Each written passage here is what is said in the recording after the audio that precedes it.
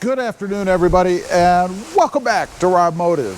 So it is a nice, windy, bright, sunny day here in South Texas.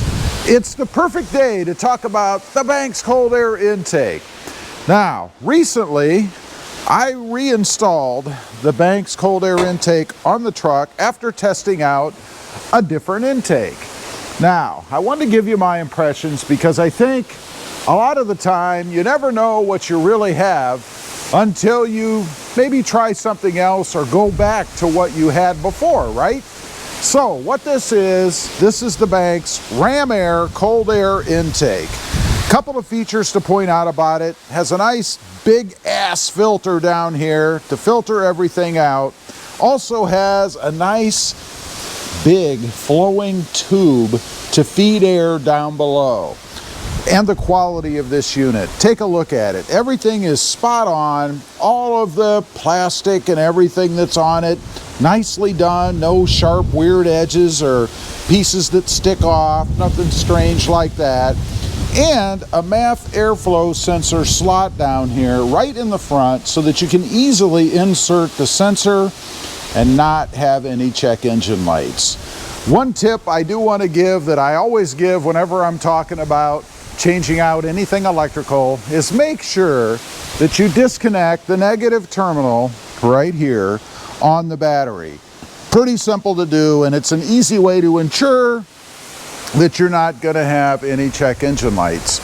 So what have I noticed about the Banks cold air intake? Well, first of all, the quality of it. I have to say, others that I've had in the past, you can tell right away when you open the box, as soon as you see what's inside, what kind of quality the unit is going to be. Is it nice, thick, evenly flowing parts? Or in this case, the tube over here on the side? What about the box? How does it look? Everything nicely done. It's one thing that you're for sure going to notice if you decide to pick up the Banks intake, which I highly recommend you do. By the way, this is a promotional video, and there is a discount code down below. It is RobMotive. You can go over to banks.com or bankspower.com and use discount code RobMotive, all caps, and it's going to save you 10%. Who else out there gives you 10% off? Nobody. Anyway, one of the first things that I noticed was the quality of the unit. It is by far the best that I have had, and I have had many cold air intakes in my time, starting on the 3rd gens and of course now up to the 4th gen. You can't beat it. One of the biggest things I noticed was the power increase on acceleration and cruising down the road if you just wanted to get on it a little bit and pick up, right? Definitely something that I noticed, and it was so profound that I thought, maybe it's in my head, you know? Maybe I just think it's more powerful. But after having it in the truck again for a while, it's not. It really does increase the horsepower and acceleration, for that matter, the torque in the truck. And these are proven numbers that Banks tests for. They even welcome competitors out there to go ahead and pick up their unit, run it on a dyno, and verify those tests themselves.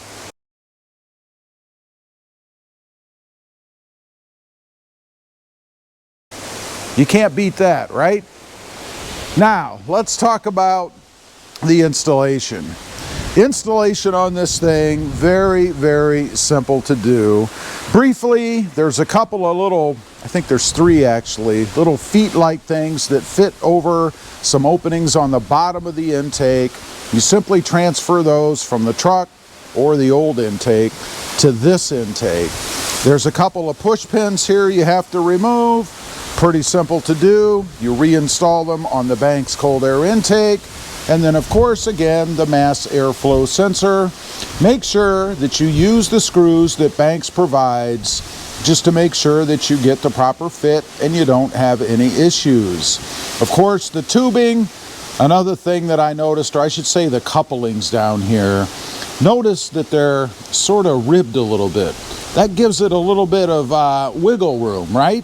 That's a good thing, because you want it to be able to flex and move a little bit if you're off-road and you're going over rough terrain You don't want it so tightly bound in there that something's going to break. I think it's a great addition to the intake myself. Lastly, let's talk about sound. Everybody wants to talk about sound, right? You know, that turbo whir that you get out of the engine.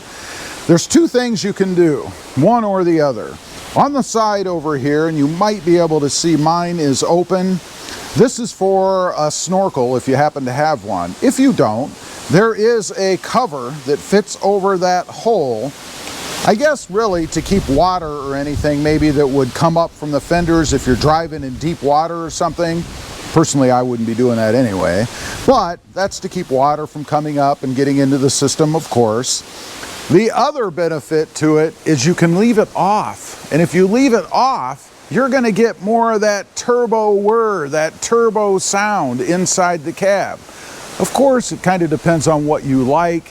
If noises like that bother you, then just put that cover right back on. No issues.